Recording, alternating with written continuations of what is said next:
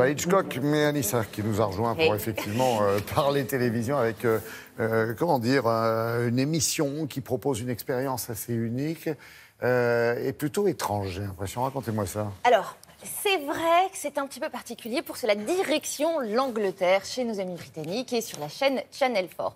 Ils sont forts, hein, les Britanniques, à chaque fois. Surtout à Channel 4. Oui, absolument. Avec la BBC, ça reste... Ils sont 4 et dans le vent. Non, on continue, allez-y. Je vois. Et là, on parle d'un programme qui se situe entre le documentaire et la fiction. Je vous explique tout. Je ne sais pas si vous vous êtes déjà intéressé aux coulisses d'un procès. Est-ce que, voilà, comme beaucoup de gens, vous êtes déjà demandé, mais que peuvent bien se raconter les jurés quand ils sont dans les coulisses d'un tribunal? Ou encore, que peut bien raconter un avocat à son présumé coupable pendant les pauses? Ressentir quand on est accusé, les conseils etc. qui peuvent se donner, se taire, ne pas se taire, y aller. Eh bien voilà, le mystère est percé. Cette fascination parfois morbide que nous pouvons avoir va trouver toutes ses réponses avec ce programme. Et ce programme s'appelle The Trial, excusez-moi, j'essaie d'avoir un petit accent. A Murder in the Family, traduction. Le procès, un assassin dans la famille. Bon, c'est un titre un peu confus, mais en fait, il représente vraiment l'histoire. Voilà, c'est une histoire de meurtre. C'est une série qui va suivre tout le procès. Et voilà, dans cette émission, c'est pour ça que c'est un documentaire et un petit peu une fiction aussi, c'est que tout est vrai. Tout.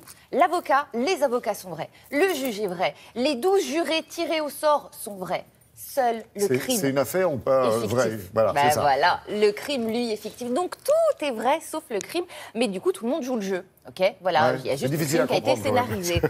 Voilà, absolument. Alors, je vous propose déjà de découvrir un petit extrait d'introduction. Ça s'appelle donc Le procès, une affaire de meurtre en famille. Today is your chance to give your side of the story. Was it self-defense? As you've gone through the kitchen, did you touch anything? No comment. Did you kill Carla Davis by strangling her on Thursday, the 24th of September 2015? No comment. For nearly 1,000 years, the jury system has been a cornerstone of British justice. The most serious crimes are judged by ordinary men and women. But no one ever sees how they reach their verdicts. So we created a case and put a man on trial for murder, and a randomly selected jury will decide his fate.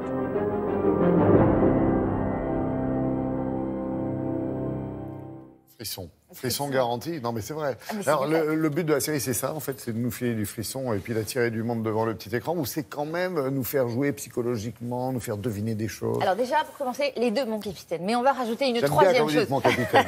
Alors la troisième chose, c'est quoi? C'est de faire découvrir aux téléspectateurs tous les rouages du système judiciaire britannique. Voilà, c'est bien ficelé, tout est bien organisé, et on n'en sait pas grand-chose finalement, sinon ce qu'on voit dans les séries policières, ou de temps en temps dans les informations, mais on est vraiment toujours à l'extérieur en tant que spectateur de scènes, scènes parfois flippantes, où il y a du suspense, ou voilà. Là, on sait ce qui se passe derrière. C'est l'objectif, et savoir vraiment comment est-ce que ce système judiciaire se décortique, est ficelé, etc., etc.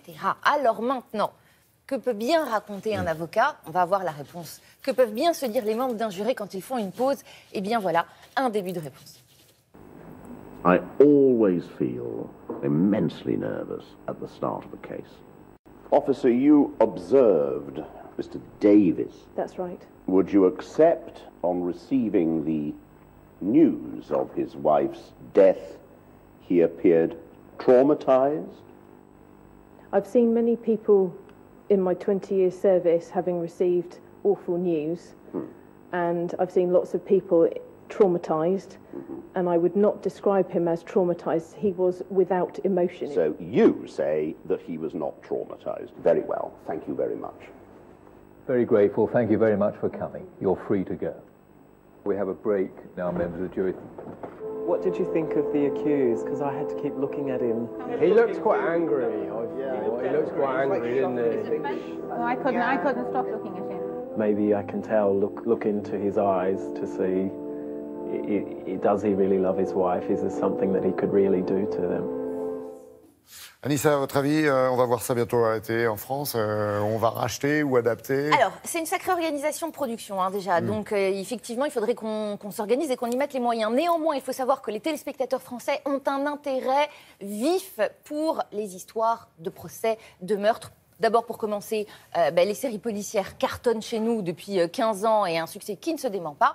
Et je pense effectivement qu'à la télévision, on adorerait. Merci, Anissa.